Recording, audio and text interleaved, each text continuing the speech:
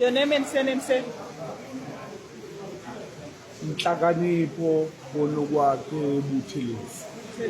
What do you have to say about what Julius Malema did as a Zulu person?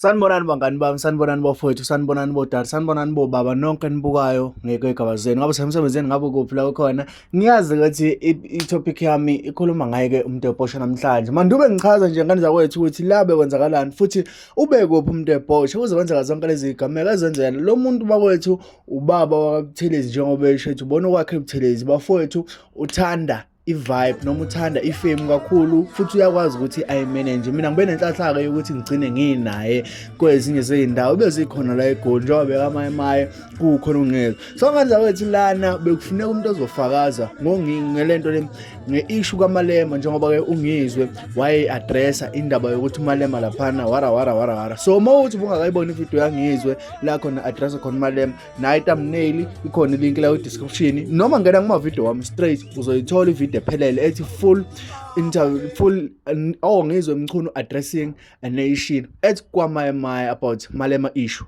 yabo uzoyithola khona lapho. So uMtebhosha ngani zakwethu uhamba kakhulu ungezwe la suke uthola khona inkulumo yakhe usuke khona phinda hambe negcwama elisha. So into engiyibonile ngaye sithola ithuba sihamba naye kufanele somkhiphela imali umuntu nje okuveza ukuthi yena izinto eziningi akazazi khona. Ngakhumbula nje khona la ethi khona umuntu avele esendi lento le message ende sekufuneka ngifunde manje ngifocus engabe umuntu sendi VN yabo. So ilona thuba selithole lo sibe nenhlahla ukuthi sibe nobabuthelezi sikwazi ukuthi simthole kabanzi ukuthi umuntu kanjani akuyena futhi umuntu othi hayi wena ngikwazi ubani noma ngikhuluma nobani noma kunjani yabo. Siyatholela amathuba ukukhuluma nabantu abafana nobaphakela umthakathi sawabona ukuthi baphila kanjani nobaba ungizwe sawabona ukuthi baphila kanjani. Ngibabiza ngoba bathe ukuba ngaphambili kwami. So ngenza kwethu nginamavideo nje amnandi for yena uMtebhosha ngiyazi ukuthi niyamthanda futhi nimkhonzile kodwa into engicela ningenzele yona subscribe ani phela ku channel ifike ku 20,000 subscribers ni like amavideo ukuze akwazi ukuthi apop up abone nabanye abantu nabaka YouTube bebona ukuthi abantu amavideo engiwapostayo bayawathanda. uMtebhosha ngani zakwethu siyahamba naye sesifika lapha uphethe ama-Heineken manje yabo. Phethe ama-Heineken singena lapha ePark Station ama-security amlandela kodwa agcine ebona ukuthi cha bakuthi le muntu uyayihambela akanalutho futhi washo naye ukuthi hayi ngiyahambela mina ayikho into enginanto ngayo ngizohamba nawo abafana bazongikhiphela imali yabo. So nje i-vibe naye abantu bakujabulela ukuba naye bakujabulela ukuba around yena ngasonke isikhathi aba entertain abantu abakhombisa futhi lento ayiyona akayi-fake noma emafonini usuke ngenzeli i-content uyayiphilela nje futhi uyakwazi ukuthi noma ungathi hayi mina baba kunjani njani athi uyazi inkomo bese yasho ngalendlela asho ngayo. Ngiyazi umlaleli msejaha ukungena emavidweni kodwa ngiyazi ukuthi akasubscribe noma uqinisa ikhanda. Ngicela nehlisa kakhulu futhi ingane zakwethu enhlambeni emavidweni ngisuke ngwapostile nehlise nalegama elithi ngichemile ngoba lana ngisuke ngikhuluma ngabaculi bonke okungixaka kakhulu uncomplain mangabe ngikhuluma kahle ngomculo wenu kodwa mangabe ukuthi ngizoveza lokho kuyikhona okubhedayo then niqala lapho nithi ngichemile. Okay angizophikisana nawo kwesisikhathi indlela obona ngayo kodwa for a fact ukuthi khona la ngiyajabula ukuthi khona futhi ngiyathobeka ukuthi khona ngiyahlonipha ngiyakwazi ukuthi ubani ngasonke isikhathi sakho ngikuvaluisha ngiyahlonipha. Ngenza wethu asiqhime sihlale kuyona ivideo kababa uMtebhosha inandisela nje laphana ngoba ayikho nento ayikhulumayo bakithi ngaze kuthiwa cha yena uspecialize ngalokho ukuba khona nje kwakhe. Ngicabanga ukuthi ungizwe njengomuntu o-understanda abantu nemedia ukuthi sebenza kanjani uyakuvumela ukuthi abe khona futhi amvumela amnikeze ithuba nje ukuthi azenzele izinto zakhe. Angaze futhi kufike lesigaba sokuthi manje sekukhuzwa uMtebhosha ngoba lakho sephoxile noma akasezwe into enayenza cha uyathobeka nje uyahlonipha bakithi. Cha kena ku 2000 la wanga 1985 uyasho ukuthi wanga 1985 nje kuningi bafowethu kuningi ngashonela ngamathi ngiyaqoqa kodwa ke asiqhime sihlale kona ke amavideo akhe ubaba uMtebhosha ama original audio.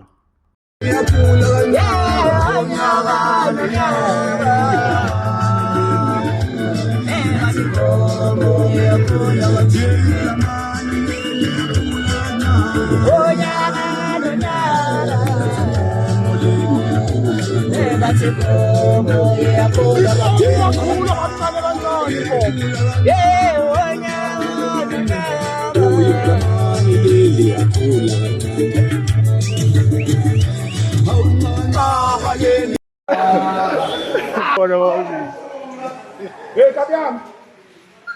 Hey, Ushan. Khona kumvu. Usazobethwa. Namfowethu nami. Shame. Namfowethu.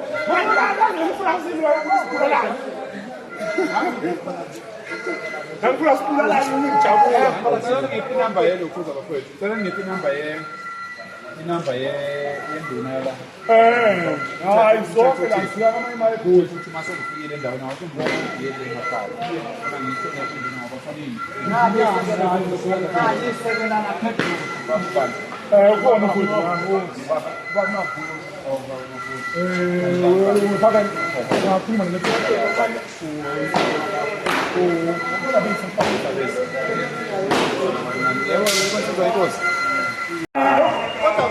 Bosha mabhoshana. Hilelo mandala. Awaqeda wan. Hilelo.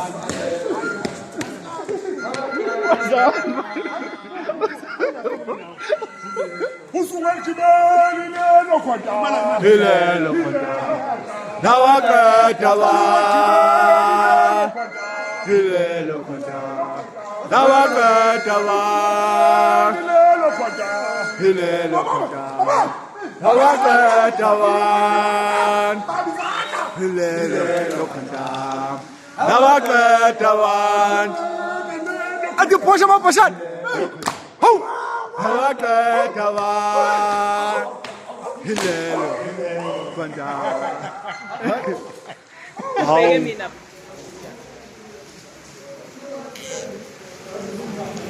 Your name and surname, sir? Inhlakanipho bonokwakhe Buthelezi. Tell us.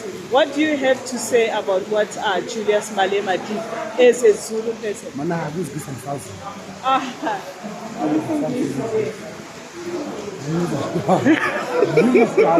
Izigisa ngisazi phela. Kuthiwa Ngiyinkomo manje bengene ngitshele hayi ngifuna ukuthi mina bezokhuluma ngiyinkomo. ngesingisi. Ngiyinkomo mina. Ngiyinkomo hayi mina ngisazi.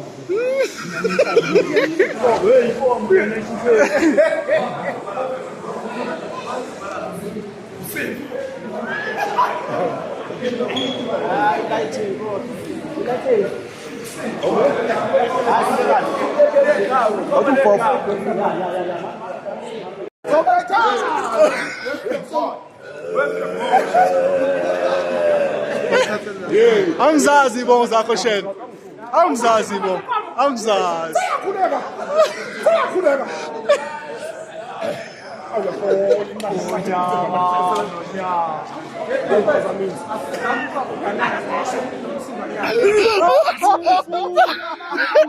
Thembisa amashoba abiyami cha asekhona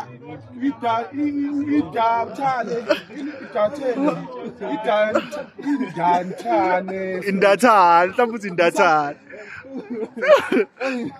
Sithole lona ke ithuba lalama pieces esengifakela wena mntwana esekhaya. Ngiyathemba ukuthi wajabulele futhi ngiyathaba kwena. Ngiyakucela futhi mawuthi ungakakwenzi upress subscribe button, share uphinde comment. Kanti ke maningi ama video akhe ke baba uMtebhosha lapha ku profile yami ku TikTok.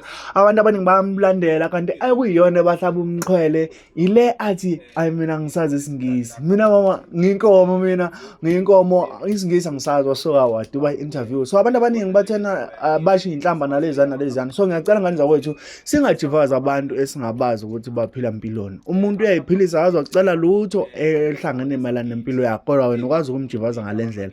Ngiyanicela ngani zakwethu njengoba ngikhuluma la ngenzela ukuthi abanye benu ngiyazi ukuthi abanye basuka ku TikTok bazongifollowa ngala ku YouTube, then abanye basuka ngala ku YouTube bengifollowa ngale ku TikTok. So mawuthi uyafika ngala wethu kumnandi nje masihlalele kumnandi yonke into. Ikhona insizwa la engacomment indlela ebhedayo, engacomment into ebhedayo ngoba siyaqonda lokho esikwenzayo ukuthi sijabulisa abantu. Ayikho into etheni sikuthathele izinto ezokujabulisa noma sikubhekele izinto ezingale. Wena lokho udideka kuzona lokho uyibuza kuzona imbuzi kakhulukazi kulezi zinto zamthandeni nokhuzani abaculi nje ngokuhlukahlana kwabo, kodwa ngizobeka labo abakhulu ekuyibona okuyimpikiswano yabo. Kungenzeka mhlawumbe ngize ngihlabe kakhulu ngakwiqhawe lakho, ingoba ngaleso sikhathi lisenza lokhu kufuneka ukuthi sikuhlabe, sikubheke, sikumbule, ebese masibuyela futhi nangala sokuhlaba sikumbule bese sithi against, yabo. Ngaso sonke isikhathi kufanele sithi masikhuluma sithi against. So amavidiyo lawa entertainer kuyangiphoxa ukuthi abantu baveza indlela abangamthandi ngayo, noma ke indlela abasabukela phansi ngayo amaZulu, noma umuntu umethi akafundile akufuneka ukuthi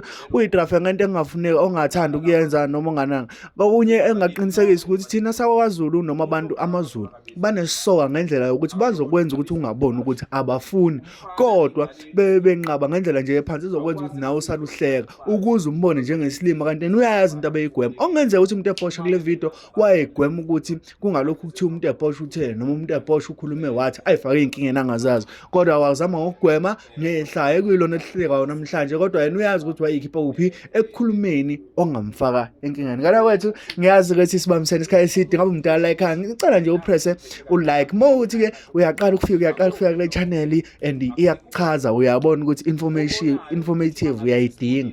Ngicela ukuthi ngane kwethu upresse usubscribe, upress ibell, upress ulike. Show uYouTube ngeke ulenze iphutha ungakubonisi amavideo uyona ngwapostile. Ungakhohlwa ungilandela ku TikTok sesha 10,000 followers laphana ke uthi iGuluva TV /Guluva TV _21 noma u21d small d la khona uzongithola khona, noma ungathi nje @Guluva TV uzoyithola njengoba njalo. Ngani zakwethu ngithanda ukuphupha ngibambe kwivideo elandelayo. Danko.